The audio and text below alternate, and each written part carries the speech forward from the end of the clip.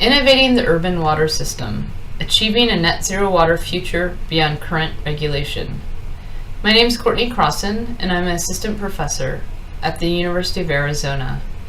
I'll be presenting my article recently published in TAD, Technology, Architecture, and Design, and also presented at the 2018 annual conference of ACSA.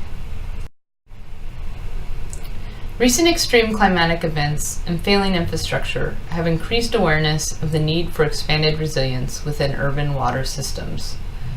Architects and engineers are more seriously considering integrating water capture and reuse technologies into projects, yet the systems necessary to meet net zero water resilience are not currently legal for use. This paper investigates the regulatory changes necessary to accommodate net zero water projects, particularly looking at Arizona and commercial projects. Extrapolating from the removal of the identified barriers, the article sets forth a regulatory pathway for regenerative water design. The article also departs from the fact that in the next 25 years, it's estimated that $1 trillion for drinking water and $271 billion for wastewater is required to meet future and current water demands. The question is whether or not we'll use this investment to prop up our current paradigm of centralized water infrastructure, or if we might use this investment to create greater resilience within our urban water systems. However, for urban water reinvention to occur, institutional innovation in the form of changing current regulatory barriers will be as important as the technological innovation that already exists. A four-step method was used. First, current net zero water cases were inspected. And from these 10 cases, 3 different systems were identified that are shared by all net zero water projects. First system, decentralized potable supply. Second system, on-site water reuse. Third system, decentralized black water treatment. Second, an Arizona code analysis was undertaken. Third, this analysis was then inspected more closely through the use of an actual net zero water design case study designed by the author. This case study allowed regulatory innovations to be pinpointed in the fourth step. This paper looks specifically at public water systems, meaning any water system that has 15 or more service connections or serves 25 or more people. This is important because public water systems in this definition are all under the Safe Drinking Water Act. Private water systems carry their own liability for supplying water. In Tucson, Arizona, where I live, there's several homes that currently operate as decentralized net zero water systems. However, the water in these homes is under the legality of the homeowners. Step 1. 10 net zero water case studies that were certified by Living Building Challenge, administered by the International Living Future Institute, were inspected. And this was done in correspondence with the policy manager at the International Living Futures Institute. These 10 projects were from different locations around the United States, had different programs, and were of different sizes. But all 10 projects have these 3 systems that make up their net zero water design. This table shows the success of the permitting of these systems. Number 1 represents that permitting was successful and a pathway currently exists. Number 2, permitting was successful, but it was lengthy and costly to the project. Number 3, permitting was successful, but required granting of a variance, formulation of a new code, or special procedure. And number 4, permitting was not successful. You can see number 4's next to rainwater to potable System 1 projects. For example, the Bullitt Center, likely the most known Living Building Challenge project, has a rainwater to potable system, but it's not yet been permitted, thus it relies upon municipal water. Then, from these 10 case studies and this understanding of these 3 systems, an Arizona code analysis was undertaken. Water code is complicated, largely because it has different sectors that it is responsible to. So it has building code. In Arizona, that's the International Plumbing Code, administered by the locality that adopts it. And then it has health and environmental regulation. So the Arizona Administrative Code and the Code of Federal Regulation. It also has different levels of regulation.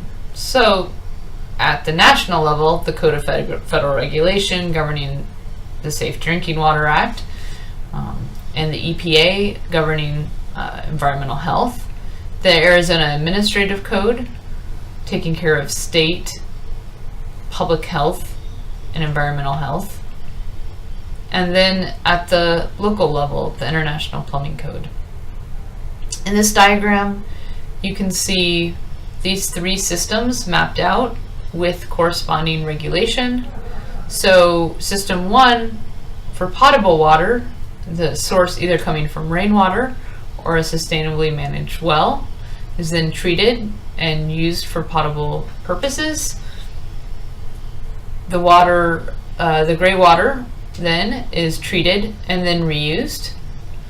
And then System 3, either through a toilet or a composting toilet, produces black water or other byproducts. The yellow bullseye shows you where a system innovation is necessary to allow for the net zero water pathway.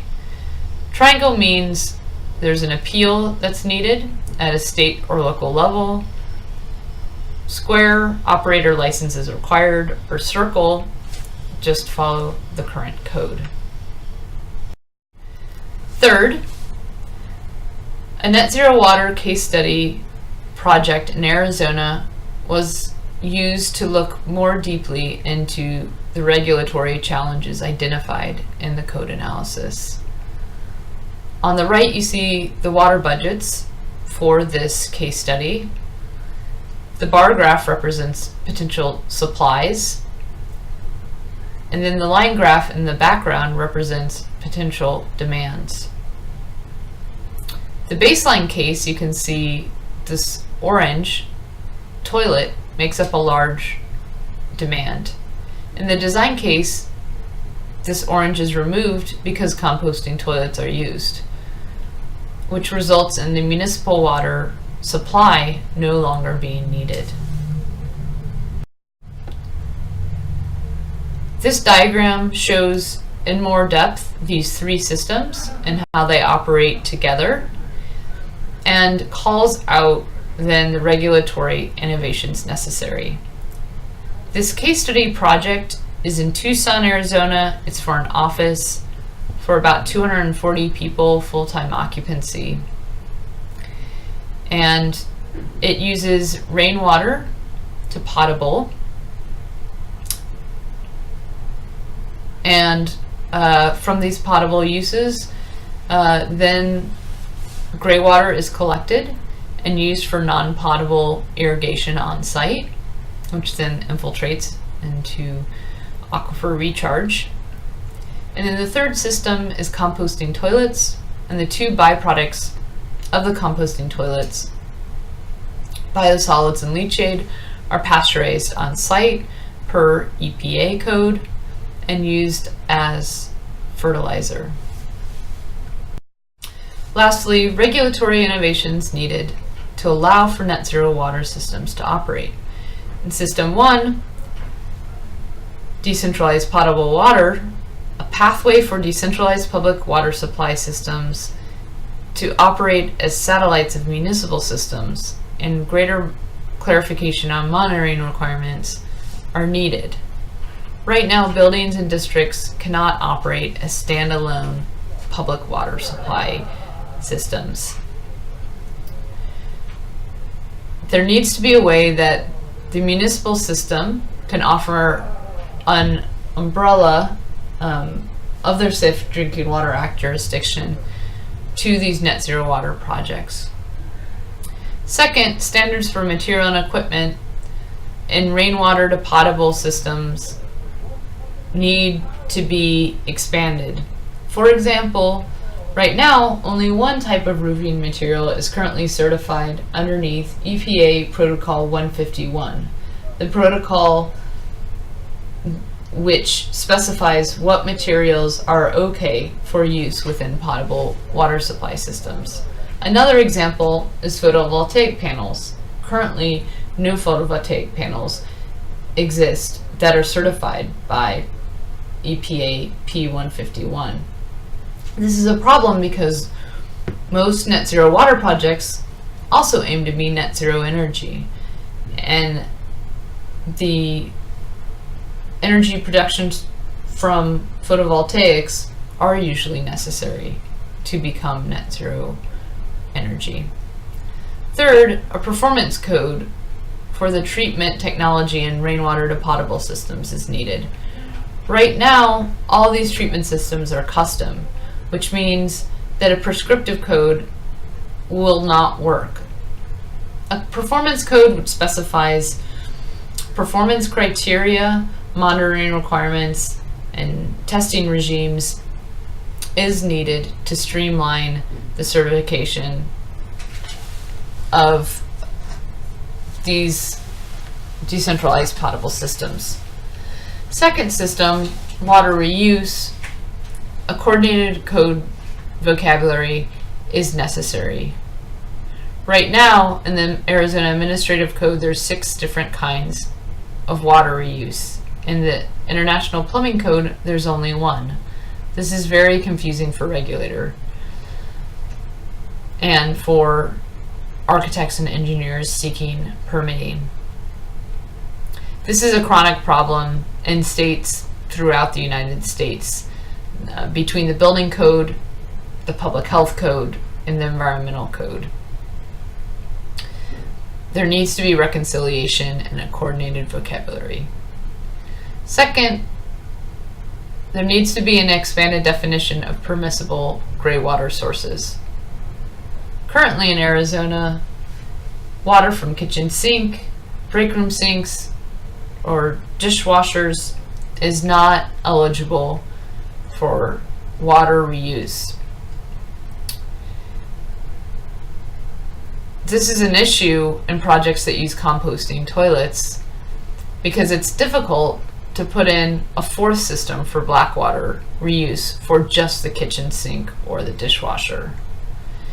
In the Bullitt Center, for example, in Washington, kitchen sink water and dishwasher water are eligible for water reuse, and therefore a 4th system is not necessary.